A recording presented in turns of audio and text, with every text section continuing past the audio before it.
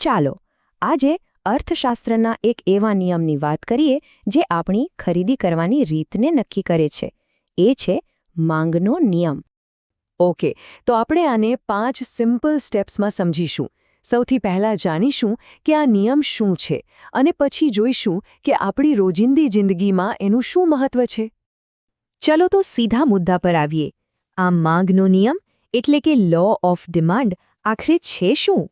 એકદમ સીધી અને સરળ ભાષામાં કહીએ તો આ નિયમ ફક્ત એટલું જ કહે છે કે કોઈપણ વસ્તુની કિંમત અને લોકો એને કેટલું ખરીદવા માંગે છે એની વચ્ચે ખાસ સંબંધ છે. સમજો કે આ બજારનો એકદમ બેઝિક પાયાનો નિયમ છે. આને હજી સિમ્પલ બનાવીએ. જુઓ, જ્યારે કોઈ પણ વસ્તુની કિંમત વધે છે ત્યારે એની માંગ ઘટી જાય છે અને જ્યારે કિંમત ઘટે તો માંગ વધી જાય છે. વિચારો ને, જો તમારી ફેવરિટ ચિપ્સનું પેકેટ ડબલ ભાવે મળવા લાગે તો તમે ઓછું જ ખરીદશો, ખરું ને? બસ આ જ છે માંગનો નિયમ. પણ એક મિનિટ, શું આ નિયમ હંમેશા દરેક વખતે સાચો પડે છે? ના, એવું નથી. આ નિયમ ત્યારે જ કામ કરે છે જ્યારે અમુક બીજી બાબતો બદલાતી ન હોય. ચાલો જોઈએ કે એ કઈ શરતો છે. અર્થશાસ્ત્રીઓ આને ધારણાઓ કે અઝમ્પશન્સ કહે છે. મતલબ કે આપણે એવું માનીને ચાલીએ છીએ કે બજારમાં ફક્ત કિંમત જ બદલાઈ રહી છે, બીજું બધું જેમનું તેમ જ છે. આવું કરવાથી જ કિંમતની સાચી અસર શું થાય છે એ સમજી શકાય. તો એ કઈ ધારણાઓ છે? પહેલું, લોકોની પસંદગીઓ કે ટેસ્ટ બદલાતો નથી. બીજું, એમની આવક પણ સ્થિર છે. ત્રીજું, એના જેવી બીજી વસ્તુઓની કિંમતમાં કોઈ ફેરફાર નથી. ચોથું, ભવિષ્યમાં ભાવ વધશે કે ઘટશે એવી કોઈ અપેક્ષા નથી. અને પાંચમું, ખરીદનારા લોકોની સંખ્યા પણ એટલી જ રહે છે. આમાંથી જો એક પણ વસ્તુ બદલાય તો આખો ખેલ બગડી શકે છે. સારું, ઘણી થિયરીની વાત થઈ ગઈ. હવે આ બધી વાતને એકદમ પાક્કી કરવા માટે ચાલો નંબર્સ સાથે એક પ્રેક્ટિકલ ઉદાહરણ જોઈએ.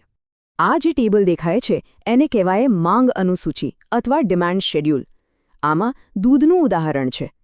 જુઓ, જ્યારે દૂધનો ભાવ 50 રૂપિયા હતો ત્યારે ફક્ત 1 લીટરની માંગ હતી, પણ જેવો ભાવ ઘટીને 10 રૂપિયા થયો, માંગ સીધી 5 લીટર પર પહોંચી ગઈ. એકદમ સ્પષ્ટ સંબંધ દેખાય છે. આ નંબર્સ તો બરાબર છે, પણ સાચી મજા ત્યારે આવશે જ્યારે આપણે આ નંબર્સને એક ચિત્ર એટલે કે ગ્રાફમાં જોઈશું. ત્યારે આખો કોન્સેપ્ટ એકદમ ક્લિયર થઈ જશે. ચાલો જોઈએ. અને આ રહ્યું એ ચિત્ર. આ છે માંગ રેખા અથવા ડિમાન્ડ કર્વ. આ ગ્રાફ બીજું કંઈ નથી પણ આપણા પેલા ટેબલનું જ વિઝ્યુઅલ રૂપ છે.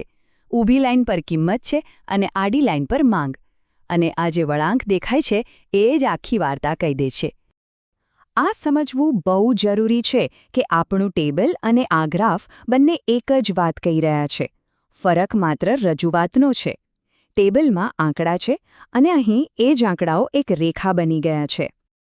યાદ કરો, આપણા ટેબલમાં પહેલું શું હતું? 50 રૂપિયાના ભાવે ફક્ત 1 લીટર દૂધની માંગ. ગ્રાફ પર આ એક પોઈન્ટ બની ગયો. અને એનાથી બિલકુલ ઊંધું, જ્યારે ભાવ સૌથી ઓછો એટલે કે 10 રૂપિયા હતો ત્યારે માંગ સૌથી વધારે 5 લીટર હતી. આ આપણો બીજો પોઈન્ટ. હવે જ્યારે આપણે ટેબલના દરેક ભાવ અને માંગના પોઈન્ટને ગ્રાફ પર મૂકીને જોડી દઈએ ત્યારે જે આ લાઇન બને છે એ જ છે માંગ રેખા. સિમ્પલ. અને આ રેખામાં સૌથી મહત્વની વાત શું છે ખબર છે? એનો ઢાળ, જે ઉપરથી નીચેની તરફ જાય છે.